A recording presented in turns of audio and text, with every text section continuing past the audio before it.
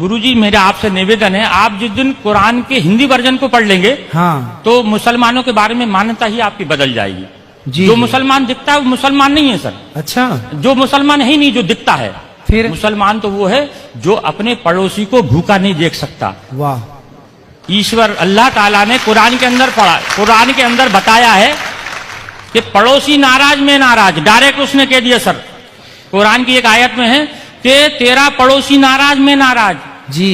अगर इस बीच अगर तेरा पड़ोसी नाराज है तो तू तेरे द्वारा किया गया पूजा पाठ वो मैं कबूल नहीं करूंगा, तेरे सर से ऊपर नहीं उठाऊंगा। मतलब मानव जाति की सेवा सबसे बड़ी सेवा सबसे बताई बड़ी कुरान में। ये आइडेंटिटी है। जी जी।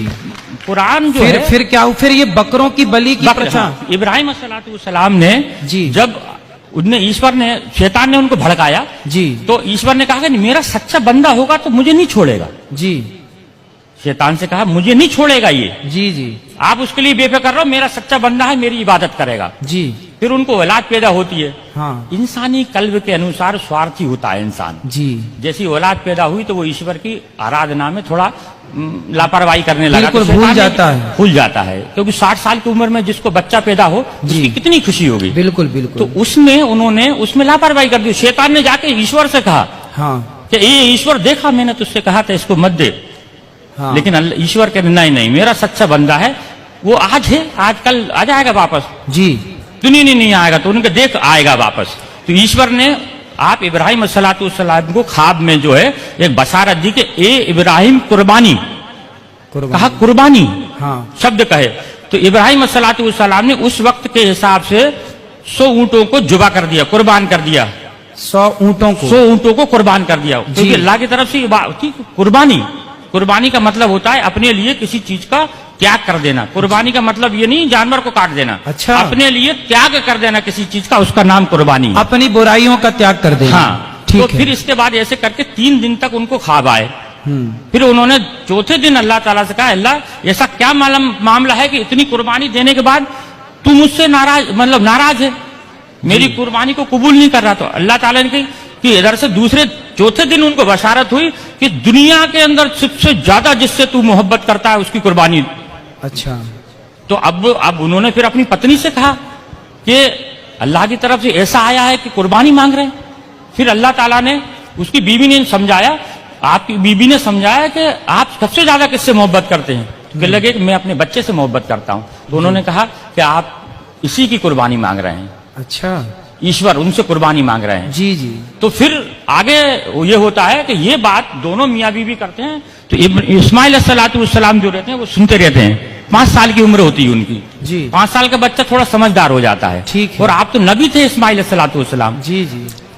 तो ये बीबी से कहते हैं कि इसको नहला धुला के कंप्लीट करना और इस एक रस्सी, कपड़ा और छुरी मेरे झोले में रख देना और इनको नहला धुला के मैं घर में कुर्बानी करूंगा तो ये रोएगा, गड़गड़ाएगा, तुम्हारे भी आंसू बहेंगे, इसको मैं जंगल में ले जाकर कुर्बान करूंगा इसको मैं। जी जी। तब इब्राहिम अलैहिस्सलाम इस्माइल अलैहिस्सलाम को सुबह देखते हैं, तो उठ के देखते हैं तो इस्माइल अलैहिस्सलाम पहले से तैयार है। जी। उनको हो सकता है आज जल्दी नींद खुल गई होगी इसलिए जो है खुल गई इनकी। जी। जब ये आगे जब उनको जंगल में लेके जाते हैं, जब जंगल में लेके जाते हैं, जब उनके हाथ पैर बांधने लगते हैं तो इब्राहिम इस्माइल अलैहिस्सलाम ये कहते हैं कि अल्लाह ताला अब्बा जान आप अपनी आंखों पे पट्टी बांध लो। जी। क्योंकि ईश्वर ने यानी अल्लाह ने एक उनके ऊपर शर्त रखी थी कि इब्राहिम अगर तू अपनी औलाद की कुर्बानी देगा तो तेरी आंखों से आंसू का अगर कतरा भी गिर गया तो मैं तेरी कुर्बानी को कबूल नहीं करूंगा। अब बताइए सर। जी जी। एक तो शर्त लगा दी बेटी की कुर्बानी की और आंसू की। उसमें फिर आगे जाके जब वो पट्टी बांधते हैं, हाँ, पट्टी बांधने के बाद में उनको ऊपर जब छुरी फेरते हैं, जी, जब छुरी फेरते हैं तो छुरी चलना बंद हो जाती है। अच्छा। क्योंकि छुरी भी दुनिया के अंदर ईश्वर की मोहताज है। दुनिया के अंदर कोई भी मैं आप दुनिया की हर चीज ईश्वर की मोहताज है। ठीक है। वो ईश्वर जब तक किसी चीज को आदेश नहीं देगा वो उसकी हिम्मत नहीं है कि वो उस पर किसी चीज पे चल जाए। जी जी। फिर जब वो जबरदस्ती फेरते हैं तो मैं की आवाज आती है सर।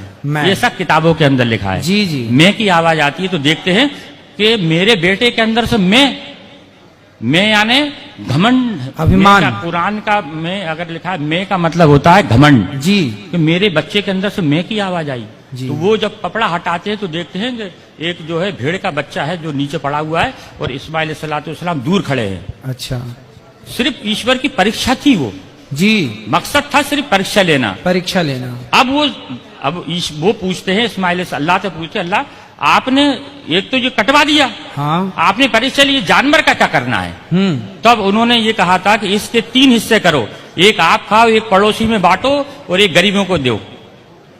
फिर उन्होंने कहा कि ये वाली जो चीज है कुर्बानी, यानी ईश्वर की तरफ से दी गई हर चीज की कुर्बानी मुसलमान के लिए जायज है। तो उसकी इस चीज को, उस घटना को याद करने के लिए लोग बकरा ईद पे कुर्बानी करते हैं। बकरा खाना मकसद नहीं है, हाँ। या बकरा काटना मकसद नहीं है जी। मकसद है सर सिर्फ उस चीज को याद करना कि अब बाप ने अपने बेटे की कुर्बानी सिर्फ ईश्वर के कहने पे दी, ये मकसद है सर।